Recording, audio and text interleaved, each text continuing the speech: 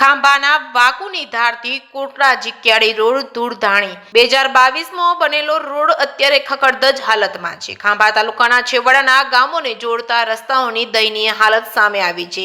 ખાસ કરીને વાકુની ધારથી કોટડા અને જીક્યાડી ગામને જોડતો મુખ્ય માર્ગ અત્યારે અતિ બિસ્માર હાલતમાં ફેરવાઈ ગયો છે. રોડ પર ઠેર ઠેર મસમોટા ગાબડા પડી ગયા છે, જેના કારણે વાહન ચાલકોને ભારે હાલાકી ભોગવવી પડી રહી છે. સૌથી ચોંકાવનારી વાત તો એ છે કે આ રોડનું નિર્માણ કાર્ય 30/6/2022 રોજ પૂર્ણ કરવામાં આવ્યું છે. સામાન્ય રીતે ડામર રોડનું આયુષ્ય લાંબુ હોય છે, પરંતુ અહીં તો માત્ર થોડા જ સમયમાં રોડની હાલત ધૂળધાણી થઈ ગઈ છે. સ્થાનિકો આક્ષેપ કરી રહ્યા છે કે કોન્ટ્રાક્ટરો દ્વારા રોડ બનાવવામાં ગુણવત્તાયુક્ત મટીરીયલ વાપરવાના બદલે માત્ર વેટ ઉતારવામાં આવી રોડ પરથી કાકરીઓ ઉકળી રહી છે અને ડામરનું નામ નિશાન મટી રહ્યું છે. સરકારી ચોપડે લાખોના ખર્ચે બનેલો આ રોડ અત્યારે ભ્રષ્ટાચારની ચાડી ખાઈ રહ્યો હોય તેવા દ્રશ્યો સર્જાયા છે. 2022માં બનેલો આ નવો રોડ જો આટલી જલ્દી તૂટી જતો હોય તો અધિકારીઓ દ્વારા કામગીરીનું ચેકિંગ કેમ કરવામાં ન આવતું? શું એજન્સી અને અધિકારીઓની મિલીભગતને કારણે પ્રજાના ટેક્સના પૈસા વેડફાઈ રહ્યા છે? હાલ તો આ રોડ પરથી પસાર થવું